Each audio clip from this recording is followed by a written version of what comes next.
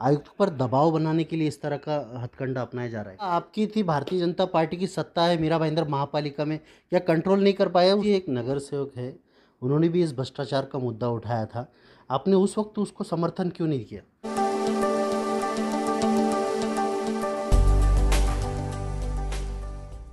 Bharatiya Janata party के पूर्व विधायक और V4U के अध्यक्ष नरेंद्र मेहता इस वक्त हमारे साथ में मौजूद है।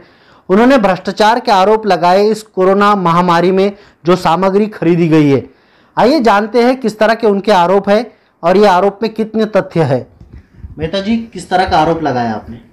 मैंने भ्रष्टाचार बोलने से अच्छा मैं कहूँगा कि घोटाला जो बोलते हैं ना, और एक कहावत है ऐसा कि जब जंगल में आग लगती है ना तो उन पेड़ों के भी हिसाब ये लोग कर डालते जो कभी उगे ही नहीं थे।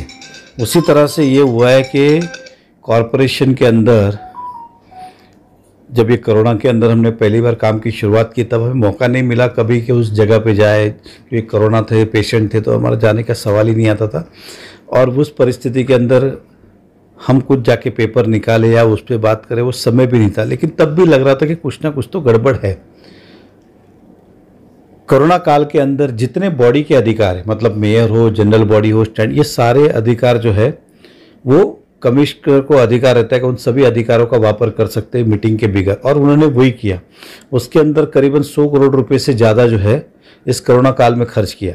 वो 100 करोड़ खर्च करे कि 500 करोड़ करे, हमारी ये चिंता नहीं, लोगों के उपचार के लिए जितना पैसा लगता है खर्च करना चाहिए। लेकिन करते समय इतना बड़ा घोटाला, क्योंकि उस समय कोरोना के अंदर सभी का व्यवसाय बंद था, व्यापार बंद था, नौकरियां नहीं थी, कुछ नहीं था। अब ये पैसा खर्च किया वो आया कहाँ से? तो हमारे ही शहरवासियों ने जो टैक्स के माध्यम से पैसा भरा या अलग अलग माध्यम से भरा, वही पैसा खर्च किया गया। तो कम से कम कोरोना के अंदर जहाँ एक तरफ सेवाभावी संस्थाएं अपने जेब का पैसा लगा के अपने रिश्तेदार हो, पड़ोसी हो, यथाशक्ति हर व्यक्ति ने, हर नागरिक ने यहाँ के लोगों को सहायता के रूप में बोलिए, एक उनको हाथ ताकत देने के रूप में अपने तरीके से खर्च हमने किया। मेरी संस्था ने भी किया, आपने भी अपनी संस्था से किया, व्यक्ति ने भी किया।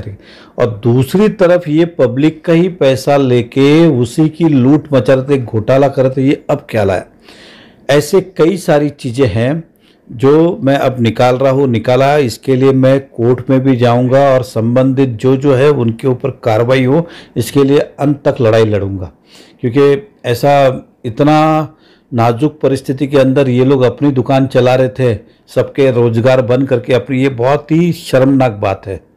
उदाहरण देता हूँ, मतलब यहाँ तक कहूँगा कि शमशान की अंतिम विधि में भी जो जाते थे उसके अंदर भी इन्होंने अपनी दुकानें चलाई है।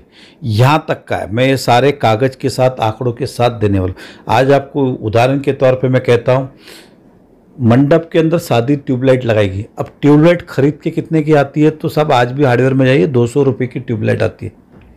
इन्होंने भाड़े पे ली, कितने महीने के लिए? तो 3 महीने के लिए। कितना पैसा दिया? तो 3,500 रुपया, 3200 रुपया। अब आप मुझे बताएं, 200 रुपये की ट्यूबलाइट का भाड़ा 3200 रुपया इन्होंने दिया, और ट्यूबलाइट भी उनको वापस दे दी कुछ समय के बाद। मतलब ना ट्यूबलाइट मिली, खाली भाड़ा 3200 रुपया गया। उदाहरण के तौर पे ये सारी चीज़ें मैं इसलिए बता रहा हूँ कि आम आदमी, ऐसी टेक्निकल चीज़ें तो बहुत सारी है मेरे पास कागज़ के अंदर, मैं बाद में बताऊँगा। टेक्निकल चीज़ें तो बहुत है, शायद आपको और आम जनता को समय लगेगा इन चीज़ों को समझने में।